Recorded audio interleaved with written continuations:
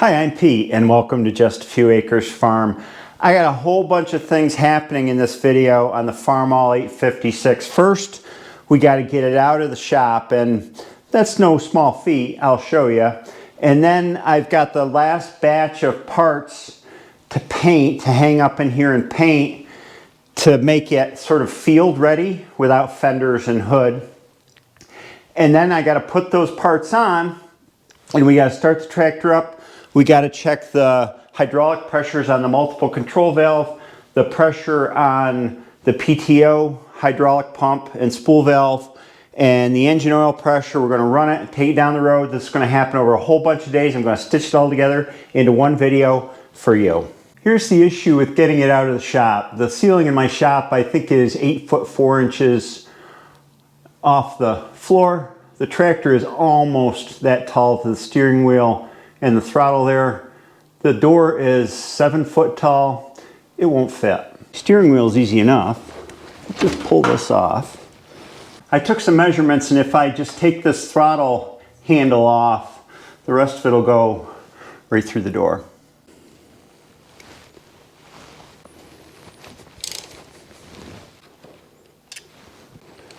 Well, phooey. It's caught on that pin down there. Yep. I thought that would come off.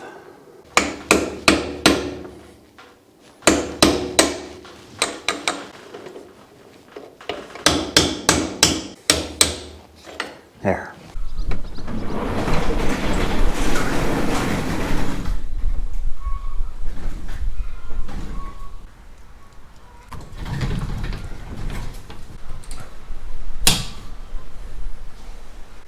Ready?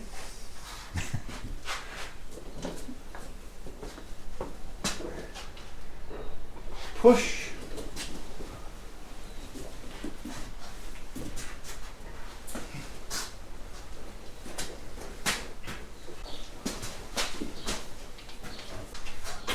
Well, there you go.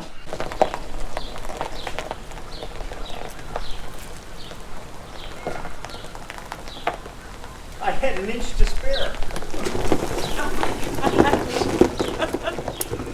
Yay! Look how great she looks. Look at that paint. It came out so nice. First time in the daylight. Beautiful.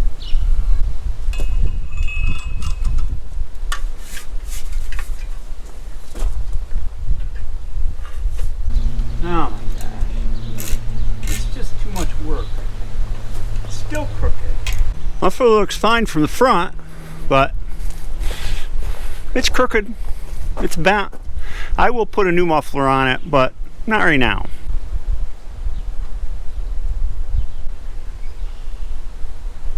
Good enough. It's like a low rider.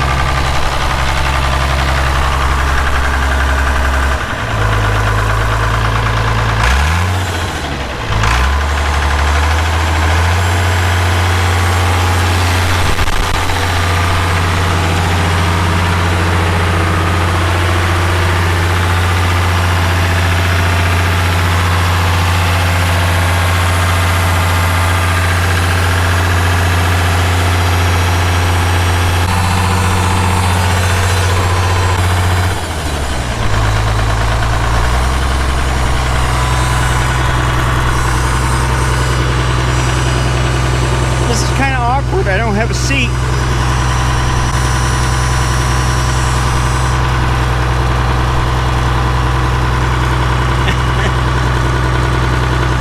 Come on. There we go.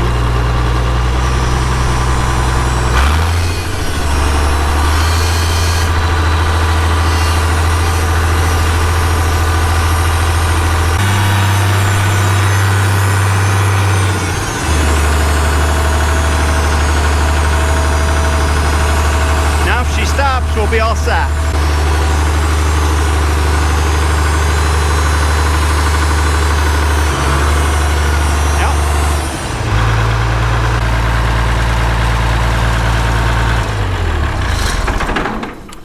Now I have lots of space to hang parts in, which will be really important when I get to the big pieces of sheet metal.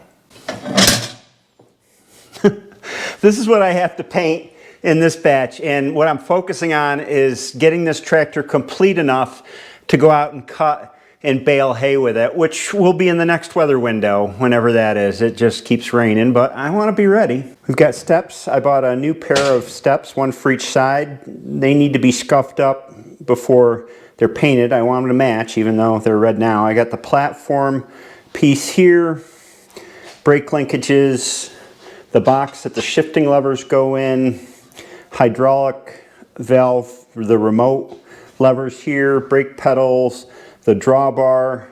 The drawbar mounts to this on the back frame of the tractor. There's the drawbar itself. It's multi-piece assembly.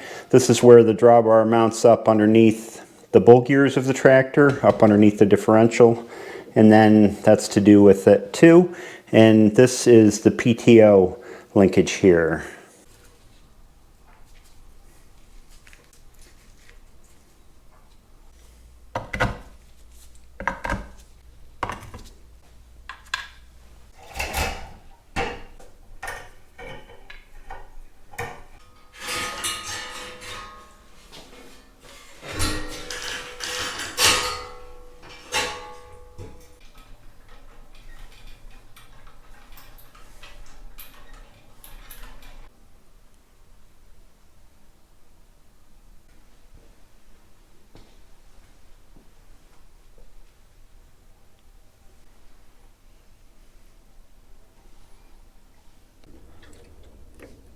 This is the last step in cleaning parts. What did I do before this? Well, I start by gathering up the parts that I need in this batch, and mostly I use an angle grinder, a drill, a Dremel, and the bench grinder with different brushes on them to clean the paint and most of the dirt off the parts. And then they go in the parts washer that's got Stoddard-based solvent in it, and I wash them all in that to get rid of most of the dust and the grease and the oil that's left.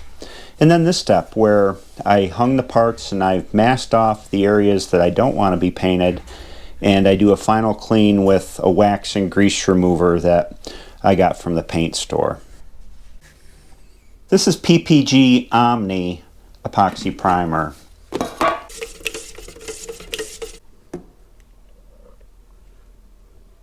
It gets mixed 2-to-1 with a catalyst.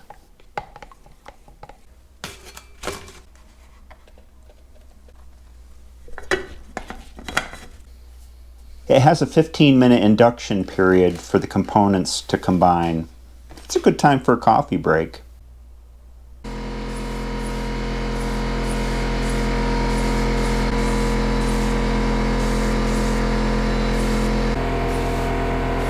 I found this primer to be tough stuff, and after 24 hours, if I run my fingernail across it, I can't even see a mark. It's very scratch resistant.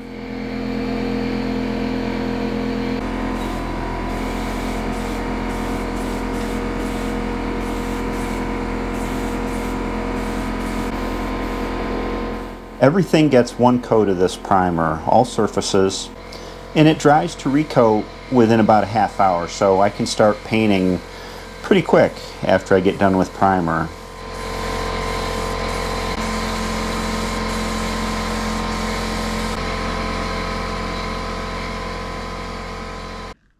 And luckily, I estimated just the right amount and had none left over. And that doesn't always happen. The paint I'm using is PPG Delfleet Essential. It gets mixed 6-to-1-to-1, paint, activator, and hardener.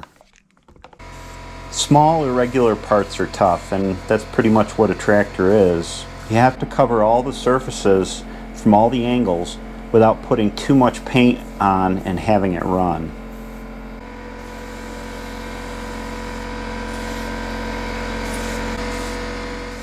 I use a handheld light rather than a headlamp while I'm painting because I can hold it at different angles to see the sheen of the paint and the thickness of the coat better.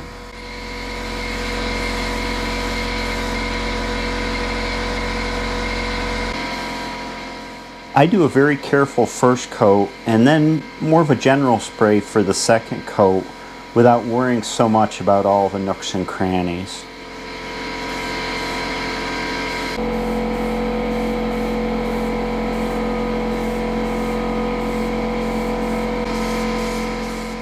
This paint dries to recoat in about 1/2 hour, so practically I can turn around and start second coat right after I finish the first coat. The first coat just needs to tack up before you put the second coat on. Newly painted parts are dry enough to assemble the next morning, but I usually wait a second day for them to harden a little bit more.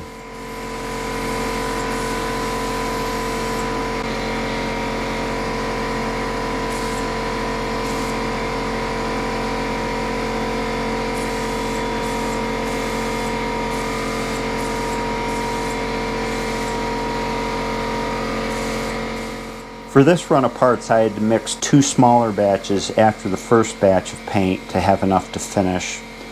I try not to waste any paint because it's expensive, so I'll mix multiple batches to try and hit it right on at the end. So far, this tractor's taken a little less than 1 gallon of primer and a little less than 2 gallons of paint. I'll need to buy more primer and paint for the sheet metal.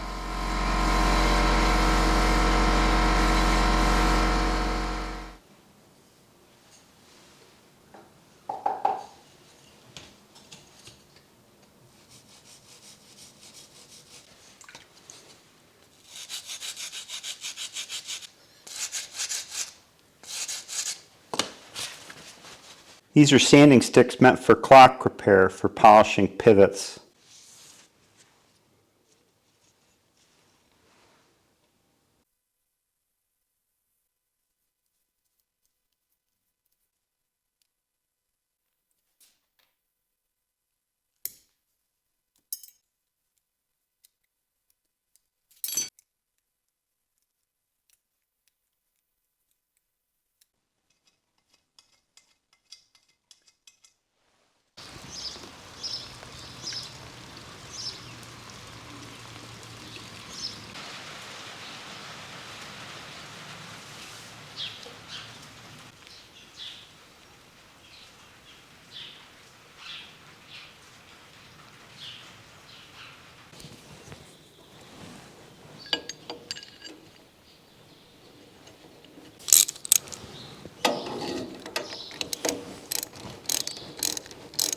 I need this box on here because the shift pattern's on it and I need to know where the levers land to adjust the linkages properly.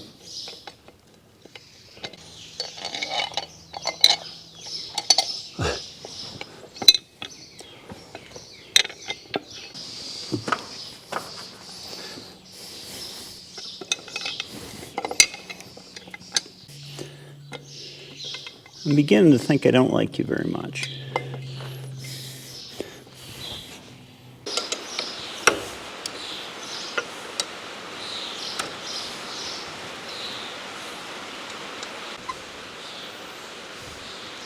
These levers have to line up, of course, with the gear designations.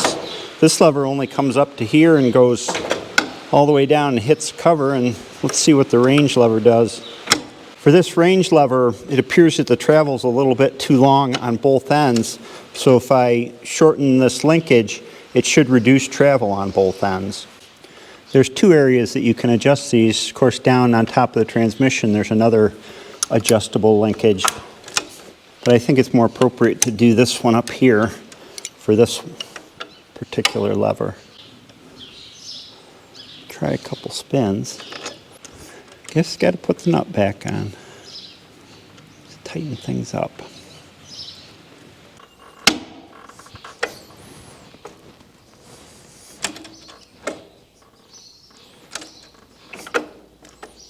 That's good.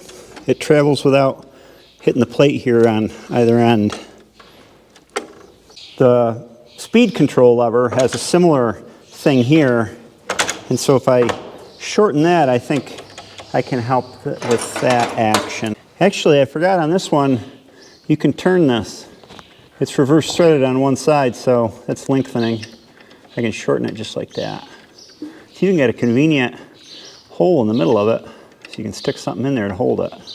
I shortened that up all the way. That's the only adjustment I have on the speed transmission. There's no paddles down there on the transmission.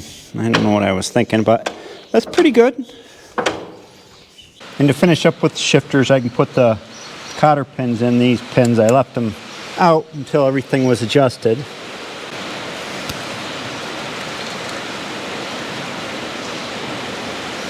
And tighten up these jam nuts.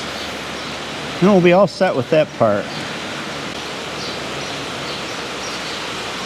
Next comes the platform, and I have these convenient hay horses to work on. I gotta do a little assembly here. We'll get in there. The platform sits on these little spacers which you have to keep aligned when you put it on. Let's see, I think I want to run that there. There's a tall one here, but I'm not going to put that on until I get the platform on. Then there's a short, well, I can't see over there, but the short one goes back here someplace on either side.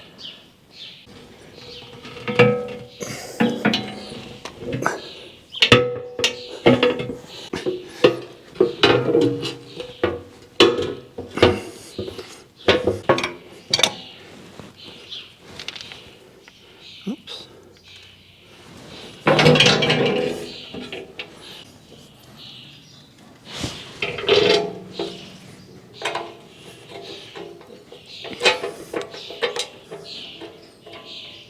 Here's where those long spacers go.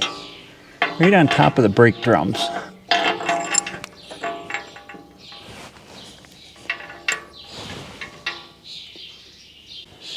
This is a filler for the front. It's beefy.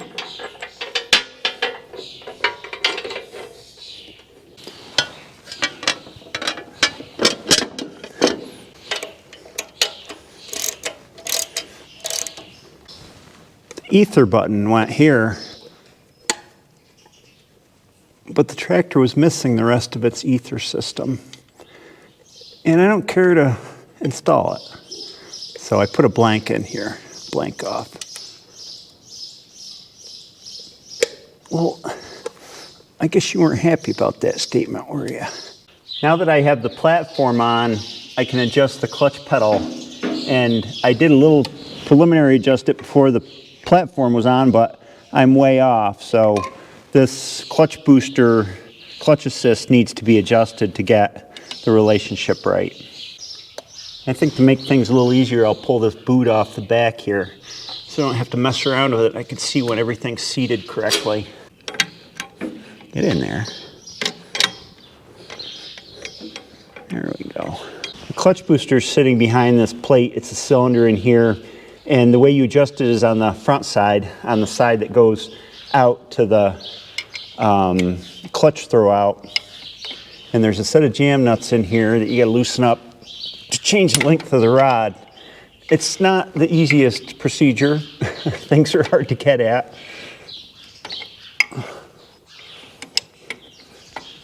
If this were a normal clutch without an assist, there'd just be a turnbuckle where this is, and you could...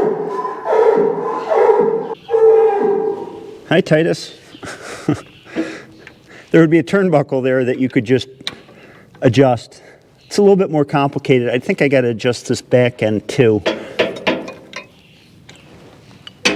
which is just turning this. We'll start with that anyway, see where it winds up.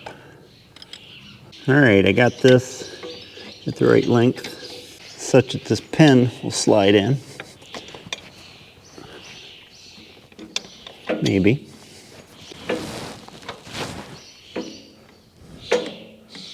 And take it apart and put the boot back on since I'm close.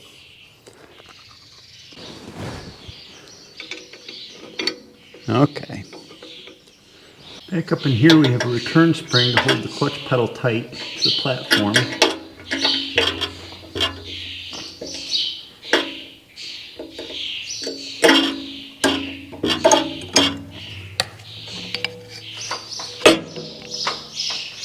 Now I gotta readjust this so that there's no play between the valve here that this seats into and the shaft.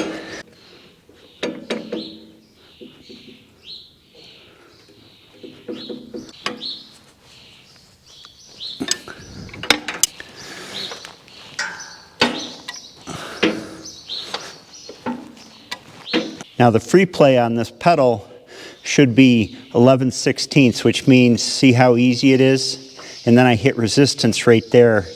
That distance is the free play. This little arrow here, I believe, is supposed to align with the deck when you're adjusted right. But the other measurement is 11/16 free play. And so if I measure there, by some mysterious miracle of happenstance, I hit it right on. It is 11/16. So you can see the whole system here. Here's where the clutch throwout shaft is going through. Hydraulic clutch. That's my free play. The free play just contacts the fingers, the throwout bearings contacting the fingers on the clutch. And then if I keep pushing, now I'm pulling the fingers away or toward the clutch to release the clutch. Oh, the terminology escapes me sometimes. My lovely assistant has joined me. Hi, Hillary. To work the clutch pedal. Hillary, press all the way down on the clutch till it hits. There's a little bracket right here that's contacting the deck, and you got to have it there. Now I'm going to adjust the transmission brake. Here on the other side of the tractor, this is the throwout shaft, comes out the other side. This rod here works the transmission brake, which goes up inside, and there's a pad that rides against the gear. You remember from when I tore this down. See, it moves back and forth here. Hillary, press the clutch all the way to the floor. See, that rod moved a little bit, and we want to get that clevis so that it lines up. We just turn this back. There we go. And then we come out. I'm going to come out a full turn because this is a new pad, and I figure, well, it's going to wear a little bit more. All right, press down. That's good. Okay. Yep. Tighten up the jam nut. This gets one of those funky center cotter pins in between.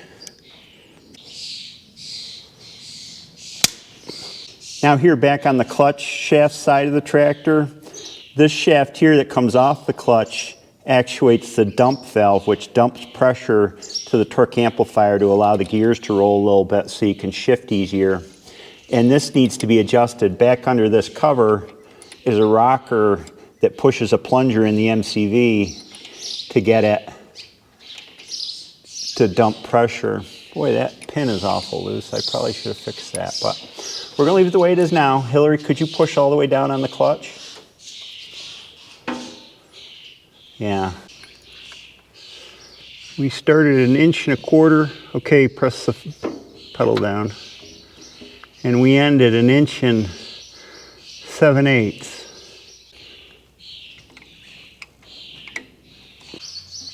Button this up.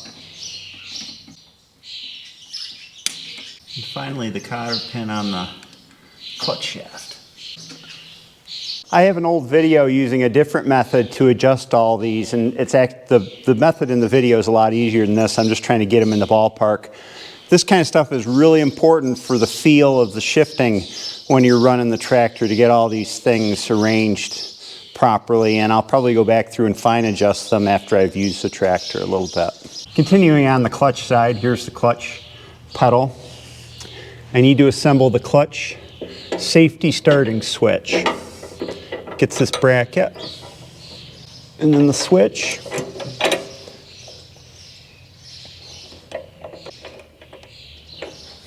Normally, at least on my 656 and 7, they would go in here, but that one won't fit. I don't know if this clutch pedal's been changed out when the hydraulic clutch was put in or what. So there happens to be a hole right here that it fits on. I'll go with that. When this bar comes down back here, it should push the switch in 1/8 of an inch. All this switch does is it makes a circuit to engage the starter. It's just part of the starter circuit to engage the solenoid on the starter. When it's not pressed in, there's no circuit, so the starter won't turn. I can remove the jumper I put on it and plug it in. Steps. Steps. One side anyway. Brakes are next. This is the brake valves here. There's 2 spool valves. When you push the pedal, it pulls on the valve and actuates the hydraulic brakes. I rebuilt this valve, but when I pulled it apart, when I took these off, I counted the number of turns so I could get close on adjustment. This left one was 12. It's left on the tractor. Get it started here. 2. 12 turns, 13 turns. Just tighten up the pinch bolts here so it locks it on at the rotation it's at. Then we have the connector that goes to the pedal. It's a little chain link thing.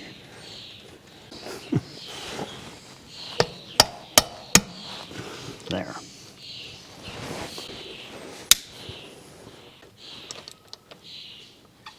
And then the pedals. We gotta line everything up here. Not the easiest.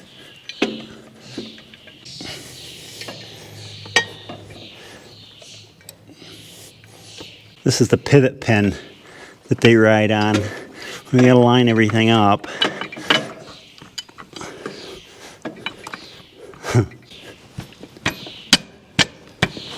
Now there's a couple springs that go on.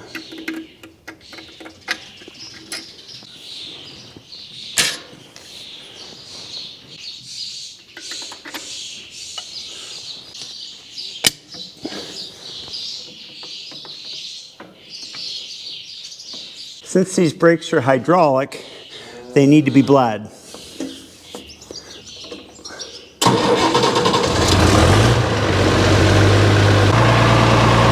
I hooked the rubber line onto the bleeder down into a cup of hide strand.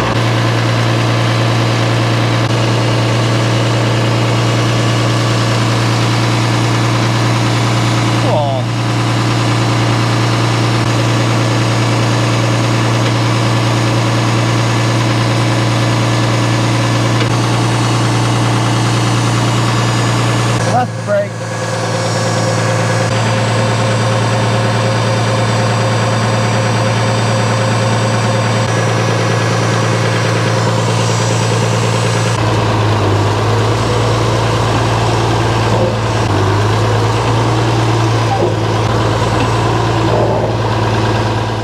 Next come the hydraulic remotes. I did a lot of work on these and I explained it in a couple videos ago, what I did. A lot of tightening here and there.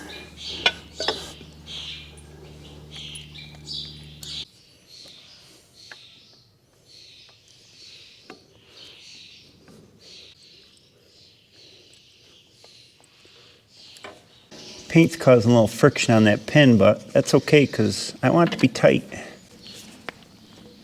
There.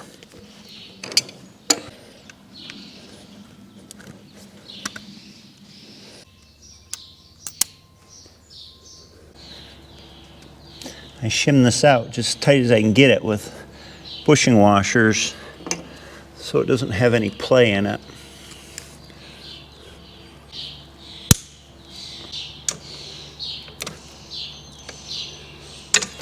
Now the second control slides right through the first.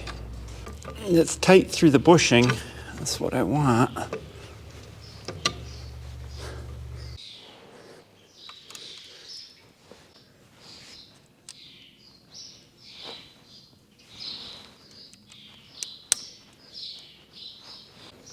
This is a 3-position valve on this side, the number 2 valve.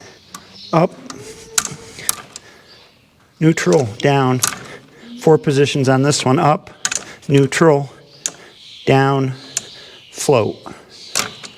This is the linkage to turn the PTO on and off. Pulls up on the spool valve. It's an over center linkage.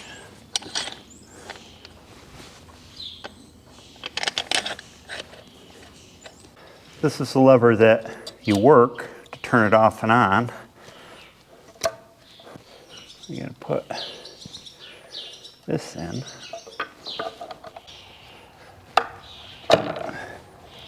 Spring pin holds it all together. Let's see. In this final arm, I'm just kind of temporary assembling it for now because I'm going to have to adjust it to get the pressure right.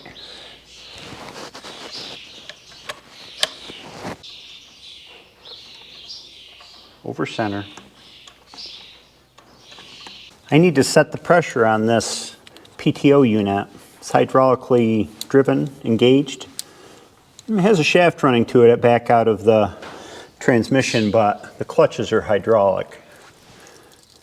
I'll put this gauge right in here. Start the tractor up. Remember, this PTO has a clutch pack in it with a big hydraulic cylinder behind the clutch pack that presses the clutches together, so you need hydraulic pressure to do that. When you let the pressure off, there's some brake pads on little stems that are spring-loaded that engage with the rotating part and put a brake on these so they won't turn at all right now. They're locked in place. Run the engine up to PTO RPM right there.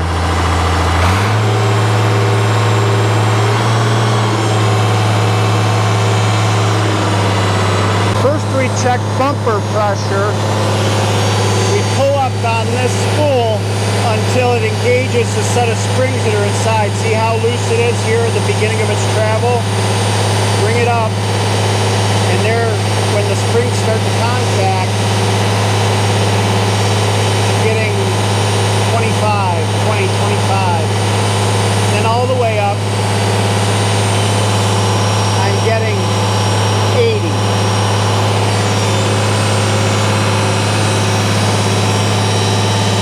The pressure should be at 175 to 185 psi to push the clutches together such that they don't slip under a heavy load.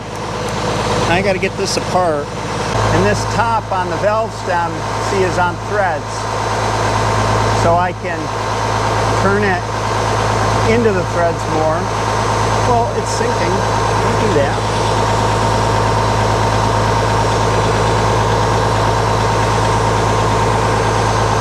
So I can turn it into the threads more to increase the pressure till I get to what I want. I had to hook the linkage back up because I can't pull on it hard enough. There's bumper pressure, about what I need, 50 pounds. And then if I turn it on, I've got 150 now. It needs to go up a little bit more.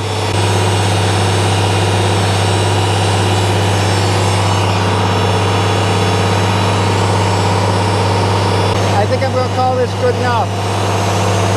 Bumpers at about 55, and then it goes up to 195.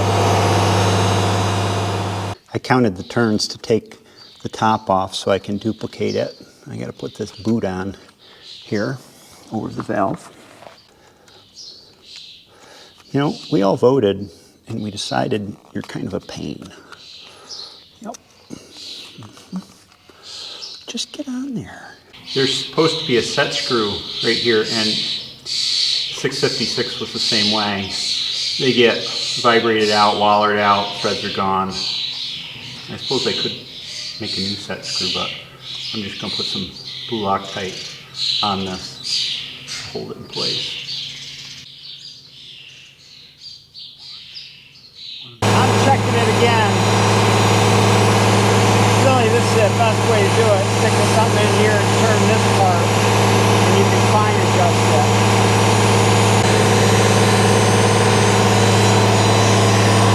I got all the washers and cotter pins in, all the way up the linkage. Now I'm going to do a final check of the pressure before I pull the gauge off. Bumper pressure, about 55. Running pressure, 185. Onward to the hitch. First up is the front drawbar mount. I lifted in this place, but the camera wasn't going. There's a pin up that goes in here, a dowel, to keep everything nice and tight. I think this dowel takes most of the load.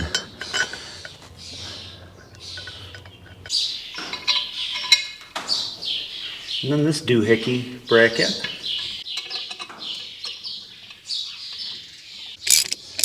Whereas that front piece that I put on under here takes this load going back or going forward. This bracket takes vertical load up and down. I wonder if I can flip this over to eliminate the wear side.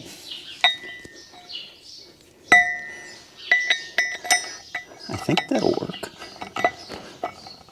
Now the drawbar slides right up through here and sits in a receiver at the front. Drawbar. This pin is what takes all of the load, all of the forward and backward load on the drawbar. Let me line everything up here. And this thick washer and this 3/8 bolt are the only thing that hold that pin in. And back here, these big steel blocks are what hold the drawbar in place from going side to side. And these were very badly worn from the drawbar rattling like this in the field. This whole face right here was worn back all the way to that little line that you see there, kind of like this. So I ground it flat and took a 1/2 inch piece of plate steel and cut it to size and V'd it and welded it all the way around to make a new surface for it to wear on. Both sides. Here's the actual drawbar that you hook up to. Kind of the drawbar extension, I guess.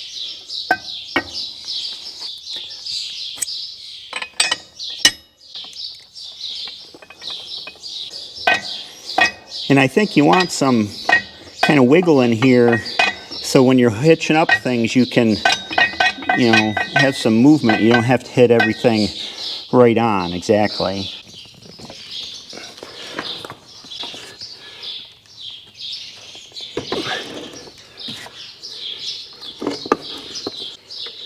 This is the old seat and I'm going to rebuild it, but there's a lot to it. Not only, I mean, you can buy the cushions complete, but there's a whole bunch of bushings in here. You need to take the whole thing apart, clean it up, put the bushings in. There are big springs under here that provide kind of up and down shock absorption. So, sometime in the future, but not right now.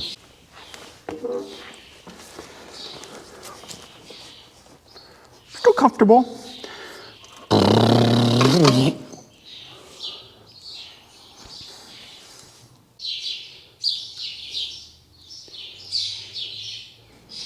This is a new steering wheel boot. It covers the hand pump.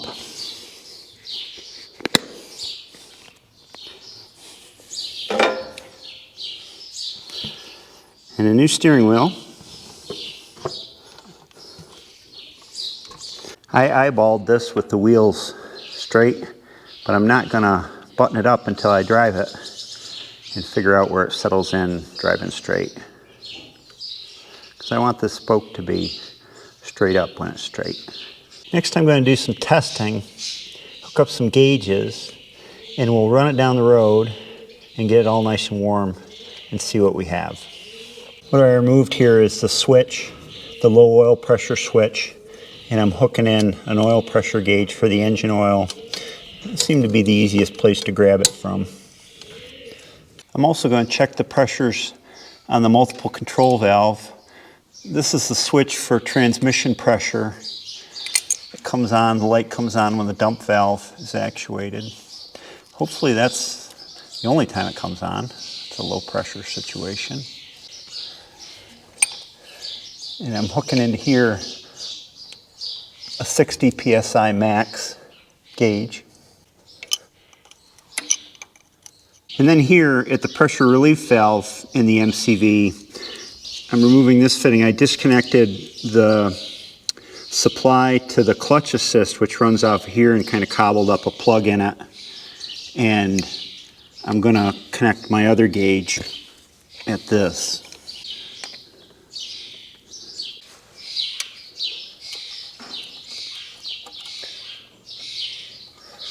Wire these up here so I can read them.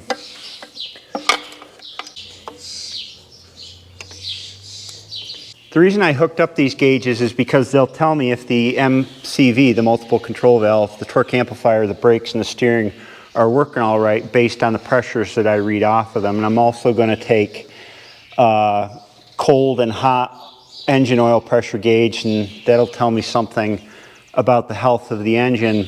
I went through this in great detail on the 756 when I tore apart the MCV on that a few years ago, and I have a video with lots of information on it. But basically I'm checking 5 things straight from the Blue Ribbon Service Manual. I'm checking with the drive selector here in the torque amplifier position, which is back.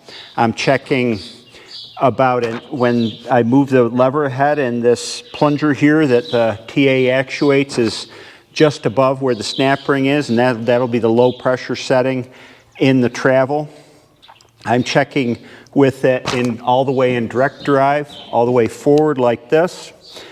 I'm going to steer it to the stops, which creates a high pressure situation in the steering circuit, and read the pressure there when it's held against the stops. And I'm going to check it with the brakes on. And all those MCV pressures that I mentioned need to be recorded cold and hot, when the Hitran is thick and when it's thin.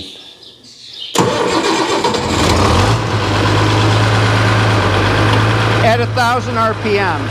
Engine oil pressure is just below 60 psi cold at 1,000 RPMs. That's good. Now the MCV. With the TA forward, it's reading at 280 and 20 on the loop pressure, 21. TA back, about 295, 22. Moving the TA forward slowly.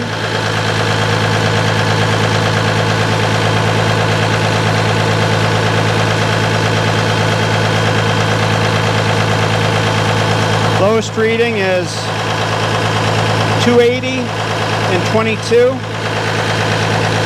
And then TA back all the way ahead, near 300, 22. That's awesome.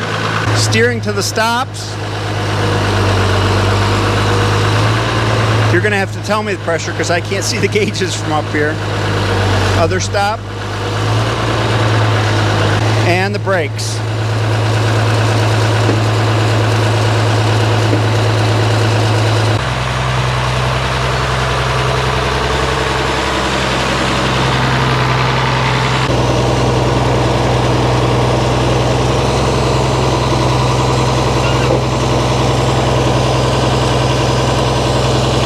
Shifting's nice and tight.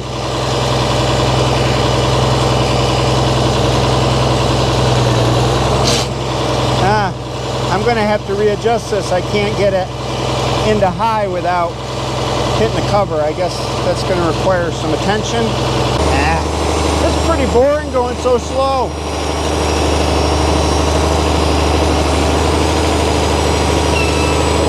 Brakes work good.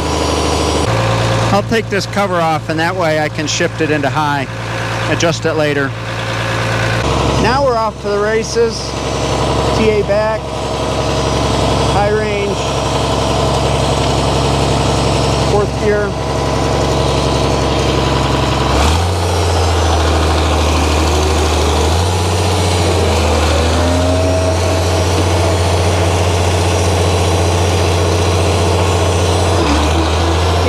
Oh, that popped.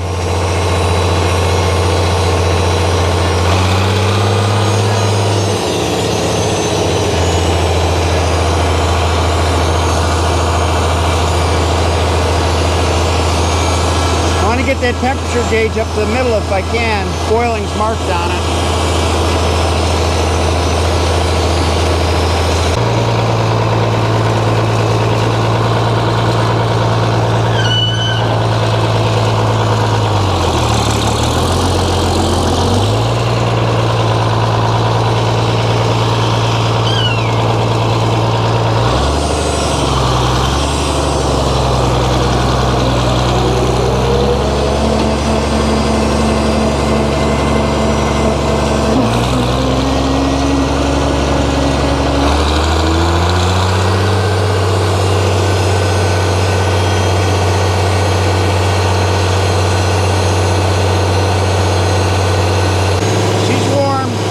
Warm enough anyway. Engine oil pressure about 900 RPMs hot. I don't know, 25, 22, something like that. And at 2,000 RPMs, it's back when it was almost cold, about 55 or so.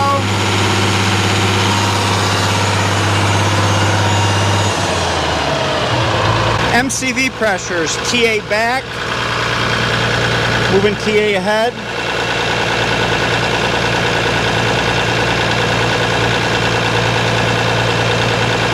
Low point in TA is about 275 and 21 PSI. TA ahead, 295, 21. TA back, 295, 21. Steer to the stops.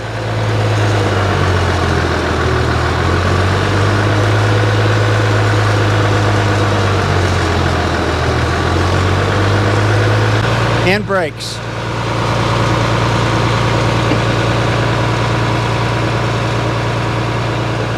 I removed the gauges and buttoned everything up. The pressures look good according to High Capacity, who made or remanufactured the torque amplifier that I put in.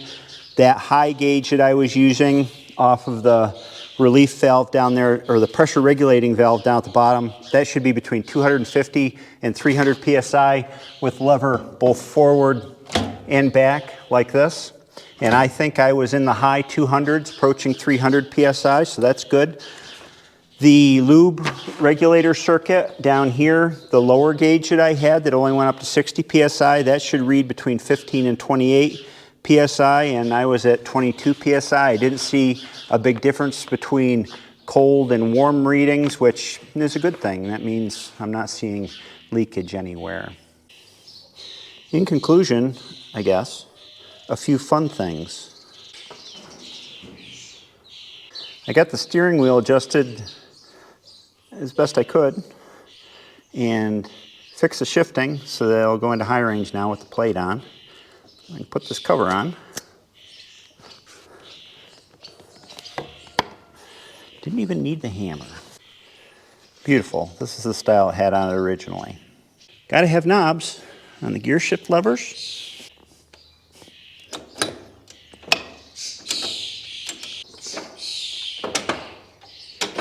Torque amplifier lever. Throttle lever. Hydraulic remote levers.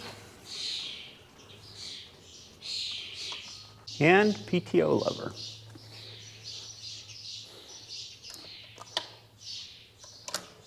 I guess you could call this phase of a restoration project commissioning, like commissioning a big ship or commissioning a building. It's the phase in which pretty much everything's together, but you got to put it through its paces and do all the adjustments and checks to make sure everything's running properly. A fair amount of this video was doing adjustment work. Commissioning, or that break-in period, can be the most frustrating part of a restoration project. It requires the most perseverance, patience, fortitude, whatever you want to call it, because you've taken something that you've already taken apart, put back together, you thought it was A-okay, and then you got to go back in and fix something. That can be really frustrating at times. I haven't found anything on this tractor yet that requires that sort of work. I haven't found any leaks. I went around it after I ran it down the road and it was nice and warm, and I didn't find any. I got to tighten up the rear axle clamps and the rear rim to wheel center bolts. There's a hydraulic pump. One of the hydraulic pumps has got a little whine in it. You can hear it at higher RPMs. That's indicative of air getting into the system, either being sucked in someplace or trapped air in the system. I'm hoping it's just trapped air in the system. I'm going to run it with that. It's not a real loud whine, and hopefully it'll work itself out. Other than that, I think this tractor's ready to take out and cut hay. I'm excited. This has been a long process. We're going on, what, 2 winters now to get to this point. I really appreciate you hanging in with me for a long video. I had the birds to keep me company. I love listening to them in the barn while I'm working. There's several nests in here where the chicks are fledging, and so they're coming down out of the nest. It's pretty cool. I hope you have a great day, and I'll see you next time. Here's a little one that fledged right over here. He's hiding. Yeah, you just came out of your nest. And say hello. Welcome to the world, little one.